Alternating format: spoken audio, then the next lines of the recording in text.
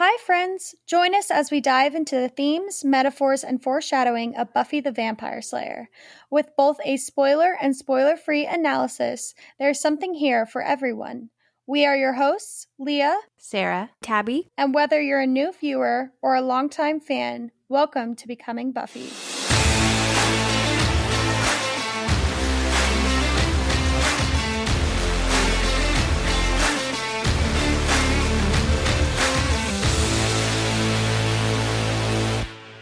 Hey guys, welcome back to Becoming Buffy. Today we have kind of a little special bonus episode for you all. We have Peggy Li here with us from Peggy Li Creations. Welcome, Peggy. Hi, Sarah. Thank you so much for having me on. Oh man, the pleasure is all mine for sure. I was just thinking about how I think it was around a year ago, I saw you on Instagram and I kind of had been following your account for a little bit and I was like, I should message her. Maybe she has some really good stories or something. And I DM'd you. I gathered my courage. I DM'd you on Instagram. And then you got back with me and you're like, yeah, I have a few things, but let me know when you're on season 4 of the podcast and I'll come on. And I was walking my dog and I remember jumping up and down and being so excited. And I have anxiously and eagerly awaited this whole year. And then we got on season 4 and I was like, all right, time to contact Peggy. And here you are. Yay. So Peggy, tell us a little bit about yourself, about your business, and kind of how you tie into Buffy. Well, thank you so much again for having me on. My name is Peggy Li, and I am a small handmade jewelry designer. I didn't plan on having a jewelry business, and I don't think I ever thought I would have a creative business. I grew up, my parents came here from Taiwan and hoped their kids would be a doctor, lawyer, right. scientist, or something like that. And, I went to school at UC Berkeley for a science degree, but I think I had always had sort of creative leanings. And after college, I moved to Los Angeles to be a screenwriter. And while I was there, I was a huge fan of TV and film and always wanted to write stories about, I got a job as a writer, as a journalist. And one day I was like, okay, one of my favorite shows was Buffy the Vampire Slayer. And I thought to myself, how do I, contact someone on the show? I want to talk to them. And I thought, I love the fashion on the show. I'll contact the costume designer. And, reached out to her. She was super cool. She's like, hey, come on over. And, it was through meeting her that my business was born. I was making jewelry for fun for myself at the time, just as a hobby. And after meeting her, my jewelry business was born, and we can go into more detail about that if you like. Yeah, no, definitely. That is so crazy. And was it Cynthia Bergstrom that you contacted, or was it? It was Cynthia Bergstrom. Okay. Mm-hmm. She seems phenomenal from what I've heard of her. She's amazing, and she has had an amazing career. And when I contacted her, she was like, come spend the day with me. And I was like, okay. So I spent the day with Cynthia shopping around Los Angeles for outfits for the show. And turned out she grew up in Santa Rosa, which is where I grew up. So we had an instant connection, and she was super cool and so nice. And it was after I wrote the article about the show and the costumes on the show that I thought to myself, hey, I'm making jewelry. I should send some in to Cynthia and see what she thinks. And so I wrote a letter and I put some jewelry samples in the mail. I totally forgot about it. And weeks later, I get a phone call and it's like, hey, this is Cynthia. How are you? Just wanted to let you know I gave your name to USA Today, and I think a reporter is going to be contacting you. We're using your jewelry on the next season of Buffy. Yeah, I was like, huh, what? And a reporter from USA Today calls me and says, we hear your stuff's going to be on the next season of Buffy. Where can people buy it? That's so crazy. Well, on my website, of course. And I remember hanging up the phone and turning to my coworkers at the time. And I was like, I think I need to build a website. Yeah. Yeah. I had nothing. I was oh my clueless. goodness. I didn't have any jewelry business at that time. It was literally this whole series of events that kicked it off. And an article came out in USA Today, and I built a website, and Peggy Li Creations was born. Oh my goodness. That's so funny that I guess it was the birth of the internet. So it's one of those things you just don't Was. think about very much. And then you're like, oh, like people need to contact me. Oh, that would be, Yeah. I would be like equal parts terrified and like, oh, okay, here we go. I mean, I don't even think PayPal existed back then. I'm showing my age. Yeah. But, the internet was fairly new Yeah. and e-commerce was fairly new, so there was definitely a learning curve about sort of like how to make this happen. But it was also a really great time because fans were just figuring out like to get information. They could get information about their favorite shows on the internet, and fandoms were connecting online. So it was a really, really cool time to sort of be involved in that. And I also think at the time, it wasn't necessarily that cool to have stuff on TV or have, brands weren't really trying to get their stuff on TV. It wasn't considered sort of, as prestigious maybe as it is now. So I think Cynthia was really surprised that someone like reached out and said like, hey, I'd love for you to use my work on your show. And she was so supportive. She literally, was just like, Peggy, send me everything you have. Just send me whatever you have and we'll see if we can use it. So it's so awesome. So cool. I know that's something that I have done a little bit of research into, like kind of the mindset that she had with picking pieces and stuff. And it seemed like she tried to shop not only at thrift stores, but at like in name brand places that were a little smaller and a little more niche. And she had a real eye on what was going to be in for the next season, not necessarily the season they were in. And so in a lot of ways, Buffy was very fashion forward. And so it's just really cool to think that she saw your pieces and was like, yeah, that's what I see. I envision for Buffy. And I was looking up. So I know your pieces were in season 4, right? Correct. What other seasons did you have pieces in? Through 5 and 6 as well. Okay. Yeah. Wow. I think essentially all the seasons that Cynthia worked on. And I think she left before the final season. Yeah, she was gone in season 7. Yeah. And I think like what you mentioned, I think most people don't realize, right, is that shows are shot, several months before they appear on TV. So there is like a weird sort of time gap between when she was actually buying the clothes and then when they would appear on TV. And then when, fans would go like, oh, I wish I could get that piece. It might already be sold out in the stores. Yeah. So I think what I discovered for my business was like I could anticipate what was going to be on, might appear. And because I'm a small business, I had the flexibility of maybe, being prepared and having pieces available for fans to be able to buy once they saw it on TV. So that was really fun to be able to do that. And these days, there are great sites that tell you exactly what people were wearing. And back then, it was a little bit more of a treasure hunt. I had to do a little bit of digging. A bit of digging. But you're absolutely right. The day I went shopping with Cynthia, we hit some small Los Angeles boutiques. And, again, something you might not know is that when she found something, she had to be able to buy 2 or 3 copies, of the same piece. I can't even imagine. The star, of course, is the main actor, and then there's usually a stunt double, and then you usually want an extra just in case something gets damaged or something gets altered for the scene. So, she might find something she loved, but if she couldn't get multiples of it, then she couldn't take it. So that was something really fun to learn behind the scenes and sort of see what goes on. And I think back then, I think today, not many shows are shot in Hollywood anymore or like in Los Angeles. Right. So the fashion really benefited from being, she literally shopped in shows in stores in Los Angeles. So it really was sort of like a really fashion forward in that sense.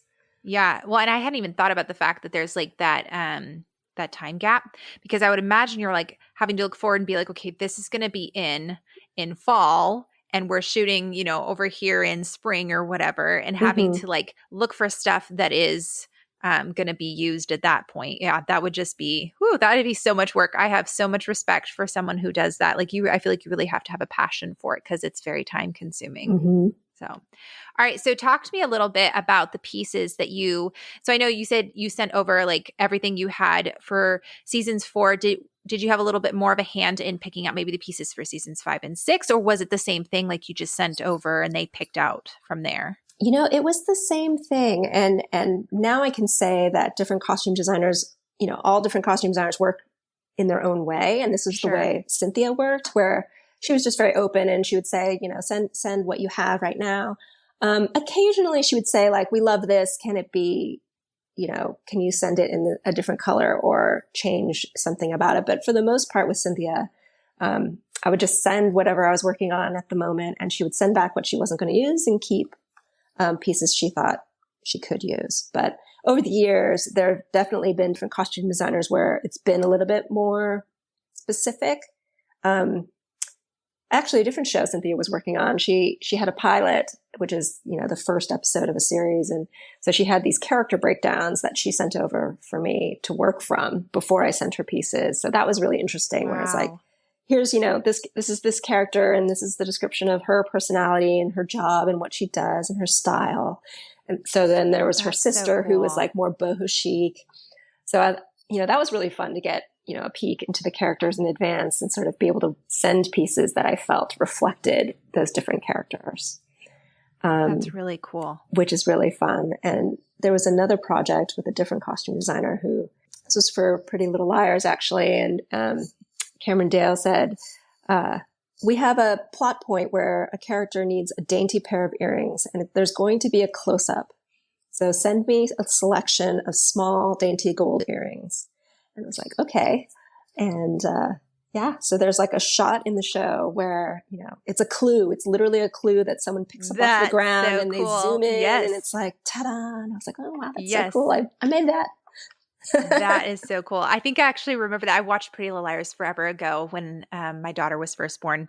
I think like that's got to be such a cool feeling for you as someone who you got to actually influence that character's design and how they look a little bit. Like, I mean, them sending you, hey, like we want this character, like this is what their style is. Can you pick something that's going to fit with that? And then you design something or you send something over, and then you get to watch it unfold on screen as part of this massive story. Like that has got to be one of the coolest feelings ever, especially as someone who loves to write like you do. Mm-hmm. It's super surreal. Like when stuff first appeared on Buffy, I didn't know who would be wearing it.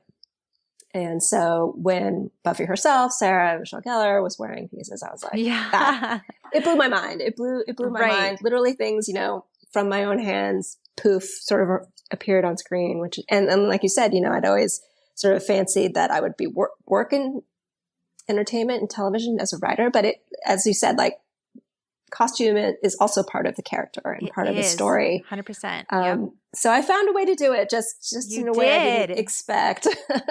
Yes, it's still important though. I mean, and that's something that I won't say every single show is exactly like this. I think Buffy kind of stands above the rest in how well it tells stories with what its characters are wearing.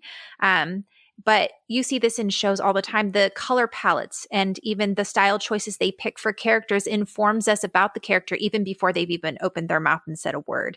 And so it's so important. Even little things like what jewelry they're wearing, it's part of the story. And I think that's really, really cool.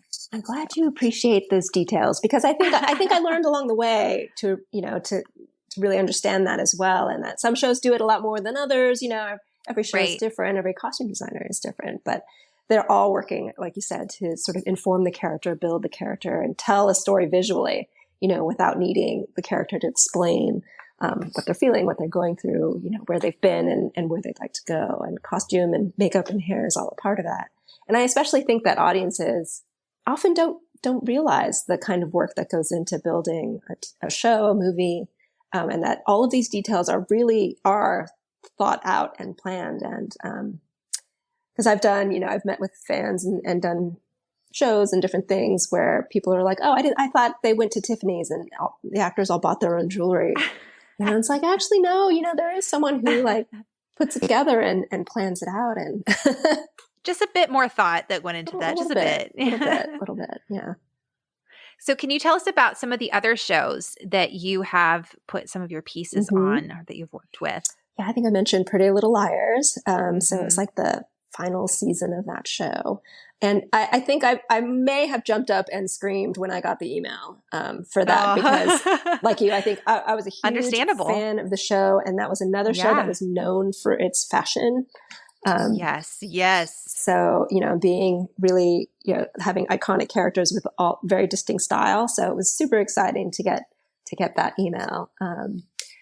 Heart of Dixie is another one that I love, another one with fabulous fashion. So it was really, like you said, I felt really honored that they thought my stuff was appropriate for these characters and, really fashion sort of forward and quirky. And I love that.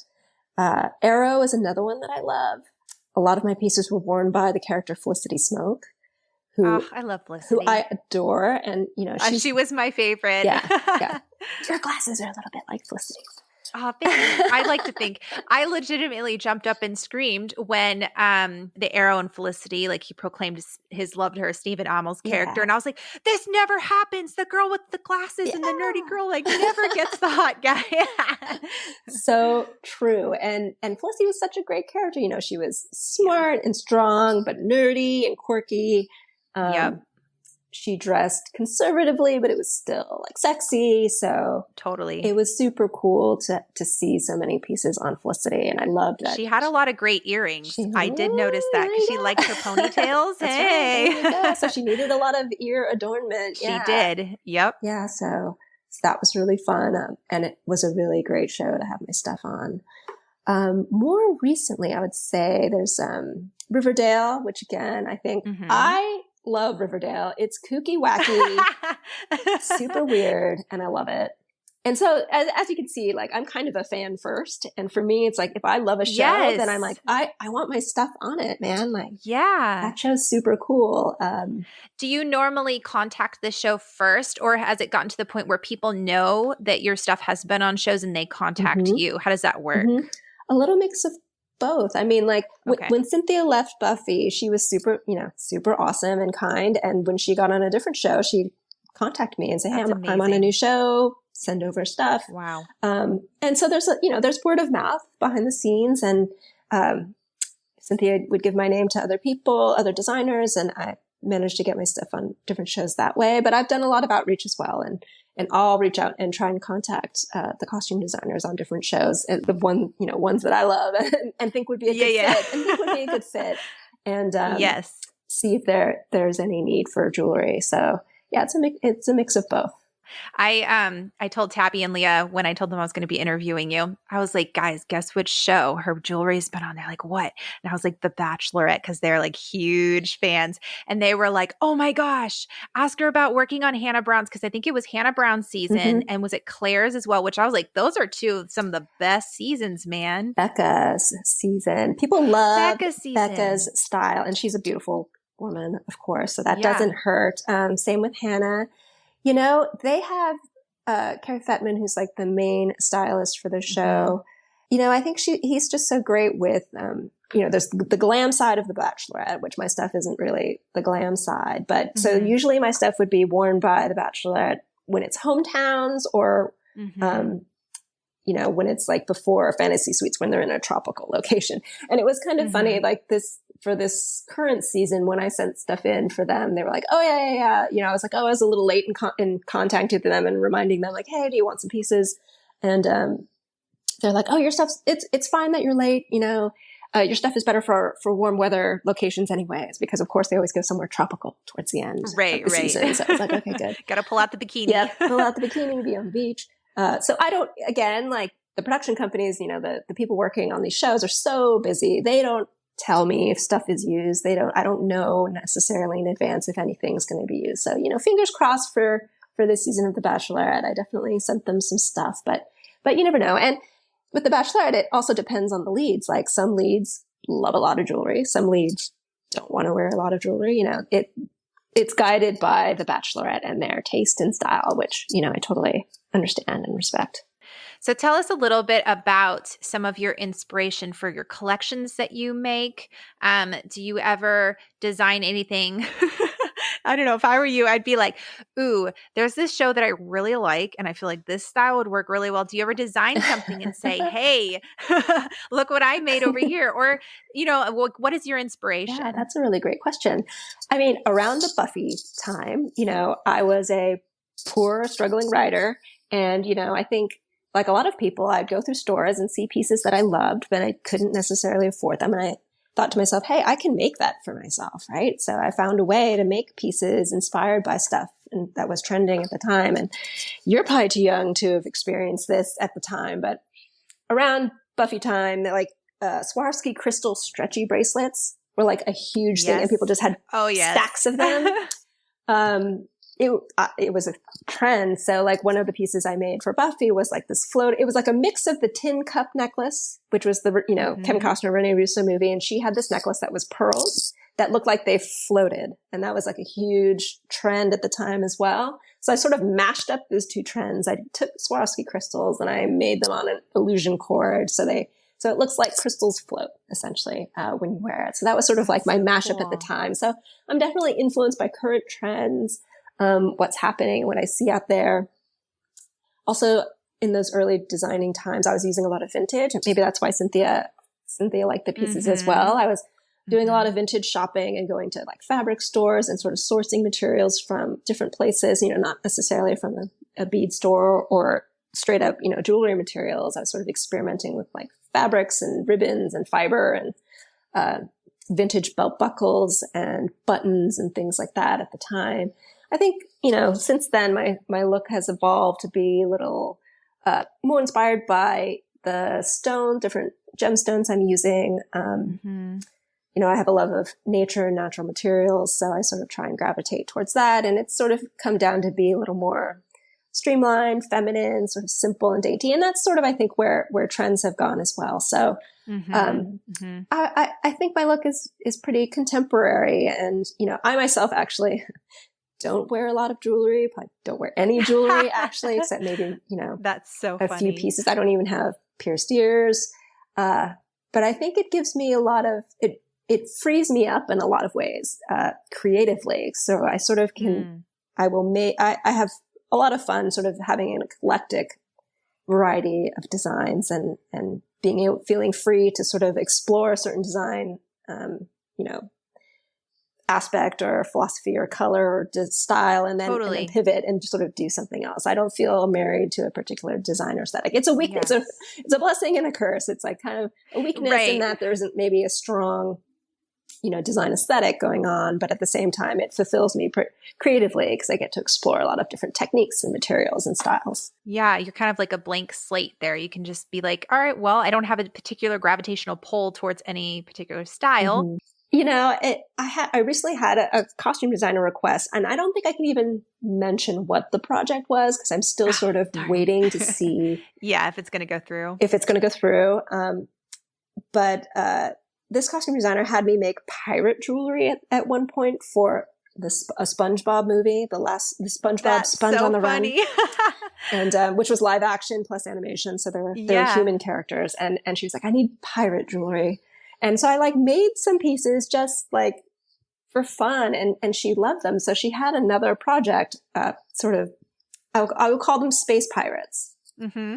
And so I was sort of diving back into like chunky, sort of really funky materials and pieces. And that's sort of where those these recent chunky designs sort of came from. So yeah, everything on the site is stuff that I love also, right? Like, sort of my dream jewelry box. Yeah, it's so fun. I definitely have my eye on a few of the Buffy pieces for Christmas because and we're kind of, as we're making our way through season 4, it's kind of like a little lookbook. I'll see something that Buffy is wearing and I'm like, ooh, that looks like something that Peggy Li has made. Or, like you have a very distinctive style. It's pretty easy to pick out. Like I said before, I was doing a lot of vintage back then. So sadly, some of those pieces from Buffy were truly one of a kind, and at that time it's not like I planned to have a business around it. It was like, one of a kind pieces. I would just send them off and be like, please use, I love this piece, please use it. Right. And it was the only one in existence. So sadly. That's okay. Sadly. Yeah.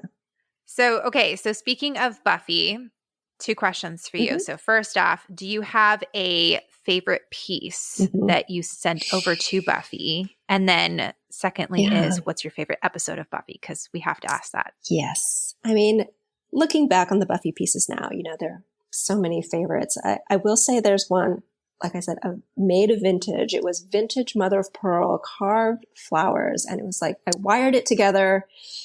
And it's a necklace that Tara wears, and it was one of a kind, and I loved that piece. I think also, for me, the most, iconic Buffy piece that I created is the floating crystal piece that Buffy wears in 2 different colors. She wears one in pinks, and then she wears one in blues. And, I had made that necklace for myself to wear.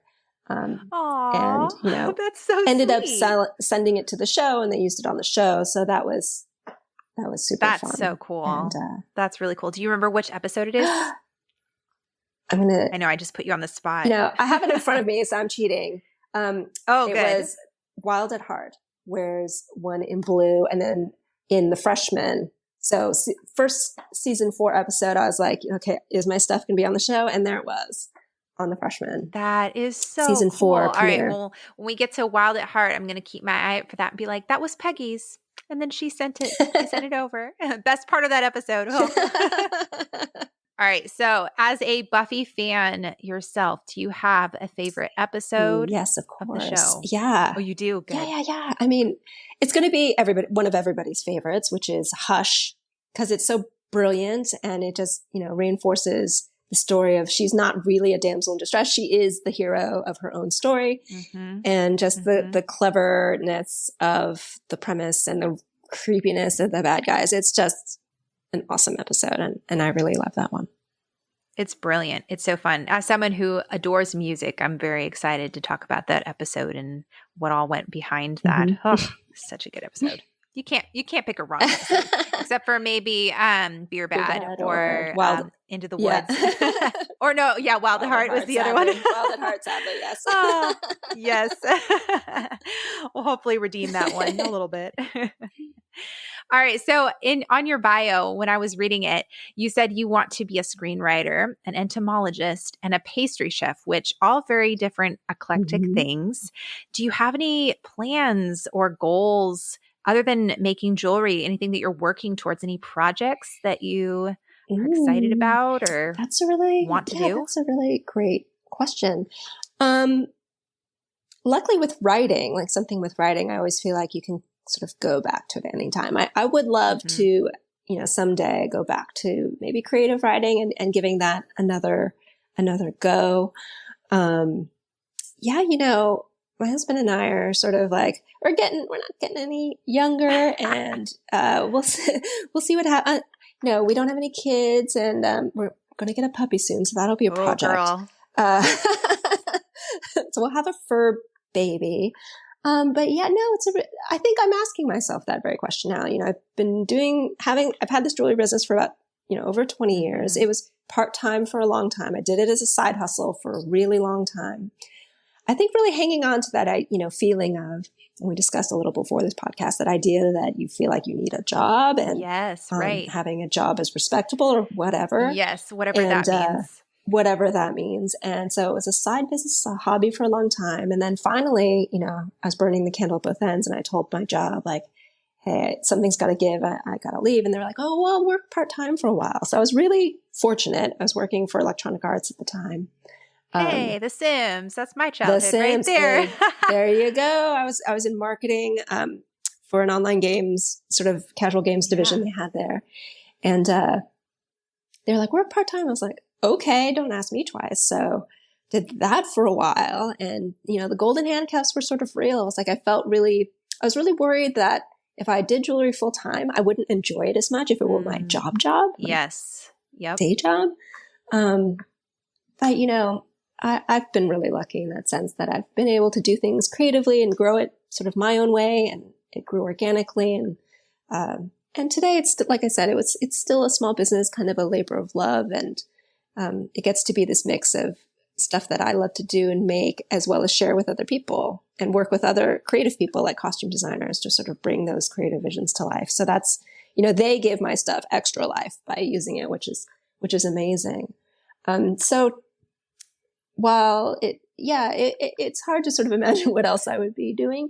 I would love to maybe teach more. I love doing podcasts like this because I love to share the story and try and encourage people. Like, if you have a creative bet, an idea even, or something you'd love to do, there there are many different ways to go about it. And for me, it was a hobby, a side hustle for a really long time. And, there's no shame in that. It's like, it was very creatively fulfilling. And, it's taken me all these years to sort of redefine what success means for me as well. I think there's definitely been moments along the way where I'm like, why aren't I like a huge business right now? Or, why haven't I really aggressively grown it in a way? And at the same time, I've come to the conclusion, it's like, you know what, if it was meant to be that way, I would have done it and it would be that way. And I think this is the right sized business for me. It fulfills me creatively. And that's the biggest gift and a real privilege in and of itself. I can't complain about that. Totally. It's so funny talking to creative people. And as someone who, I like to think of myself as a creative person, but something that I've noticed that we all have in common is we're usually not creative in just one area.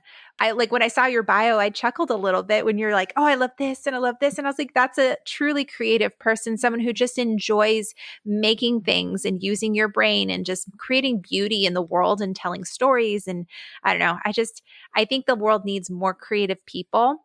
And I think you are an inspiration for those of us who are out here and are like, man, like you have to be, making it huge or whatever to be truly creative. No, like you can be small, you can be doing a bunch of things and you can still make it on Buffy. You can still, do all of that stuff and still also enjoy what you're doing too, So I don't know. I think that I'm very impressed with you. Oh, well, that's really awesome, Sarah. That's so kind. Makes me feel really good. Oh, good. Oh, that's really sweet. Yeah. I mean, I think I just have, and this is an attribute that I love seeing in other people like yourself, which is just having a curiosity about the world and wanting to know, I think I made jewelry because I was curious, like, oh, I saw something I liked. I'm like, oh, I wonder how that's made. I wonder if I could make it. Right. And it's really just those baby steps. And then it was like, oh, what's having a business like? I had no idea. Then it was like, well, maybe I can do it. What if I just, built a website? What if I just put pieces on it that people could buy? What would that be like? And, I never sort of thought, no, I can't do that. And it was more like, well, let's see what happens if I did. And just, maybe it was naivete at the time or just not knowing, being young and not knowing. But yeah, I feel like that attitude has served me well. Yes. And I would encourage anybody who has, like you said, I'd love to know what your creative, dreams are. But yeah, sometimes it's just, it's great to have big dreams. Don't be afraid to have small goals and sort of try and reach for those small goals. It can be really satisfying. And you never know where the next step is going to lead you. So then one of my last questions for you is, what advice would you give to artists or creators or people who are starting? I know you mentioned the curiosity thing, but what advice would you give to those people who are like, man, like, I don't know if I should try this thing that I'm really excited about. I don't know if anybody would be interested in it, or they have tried it and they're like, I just don't feel like I'm making it big. Mm-hmm. Yeah, I think we touched on it a little, but I think, do it for yourself first and foremost. And if you have that itch or that curiosity, explore it. I mean, there's really there's so many resources out now in the world where you can get information in terms of like, there's YouTube to learn all sorts of techniques and learn about different creative endeavors or your local library. My first jewelry classes were through like local rec center classes, community classes, community college, local bead stores when people would come and have teach lessons on different methods and crafts. Those are the kinds of classes that I would take. So there's, ideally there's a way to do it in a low cost way where it doesn't feel like you're maybe committing a ton of resources or money or time to it. But to explore it, like you don't know what you don't know until to get into it. And I think these days you can also find communities of like-minded people who are, want to do the same things or are interested in the same crafts or, creative endeavors and find support of a community if you can. And I think, stay curious and go for it. Do it for yourself at first and don't necessarily worry about like, can I make this a business? And when you put that kind of pressure on yourself where it's like, oh man, it needs to, support me, or then that does sort of ruin the joy of learning something new and building something that you can share with others. And it doesn't even have to be something that you share necessarily, like share it when you're ready, but you can make it for yourself. And for a long time, I was shy about telling people that I had this craft business that I was doing. I was making stuff. It felt kind of silly and frivolous. And I think just the more I told people about it, actually, the more reinforcement I got. Instead of it being negative, people were encouraging and being like, that's so cool. You should really do it. And I really tried to sort of like, when I would see someone else, a jewelry vendor on the street, a craftsperson, and their stuff was awesome, I would try and like screw up the courage to talk to them and be like, hey, how'd you get started? What advice would you have for me? And more often than not, of course, they were totally cool and nice and had stuff to share. And, I remember one woman, I was like in a fancy department store and she had like a trunk show there. She was selling her pieces and I was like, wow, your stuff is really great. And she was like, look, I'll tell you, I get some of these pieces from this vendor and you should go check them out. And that was so generous, She didn't have to share anything about her resources or how she made her pieces. And she just volunteered it. And, so I try, and I like to think I can try and help pay that forward as well. That also don't harbor, you don't need to keep things secreted. The more you talk about it and put it out in the universe, and I don't want to be woo-woo and I don't necessarily believe in stuff like The Secret or whatever, but at the same time, I will say, put it out in the universe a little bit, and you don't know who knows someone who might know someone who knows someone who can help you out or encourage you or give you a resource to help you pursue whatever it is you're interested in doing. And, not just crafts, right? But sort of anything that you want to do. And it's funny, I think right now in the world, like with things like Instagram and TikTok, and it's hard for me to keep up with the latest platform, technology, whatever. I often spiral into these things of like, oh my gosh, I'm not doing enough. What am I doing? I need to be here, there, everywhere.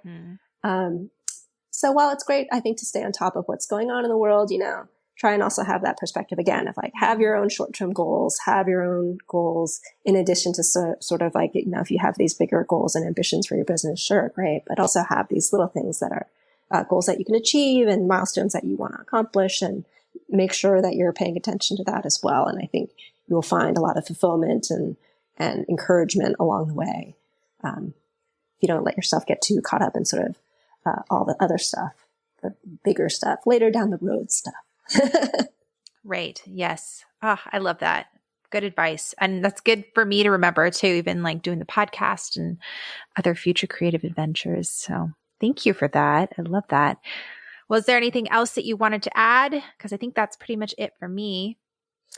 No, just that, I really enjoyed this conversation. Thank you so much. Yeah, no, thank you for coming on. And where can we find you online? You can find me at peggyli.com. That's PEGGYLI.com, and at PLC Peggy on Instagram.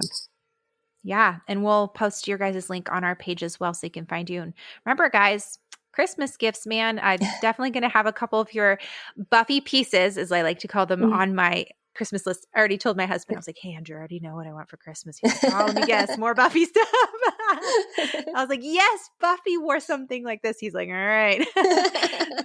No, and we'll be sure to I'm going to keep an eye out for it when we're on the podcast and stuff too, talking about your different pieces, which is going to be really fun. It's going to be like spot the Peggy Li creation this week. So thank you so much for coming on here, Peggy. This was an absolute blast. I love hearing about your experience, but also just learning from you. You're a very kind and beautiful soul. So keep doing what you're doing. Oh, thank you so much.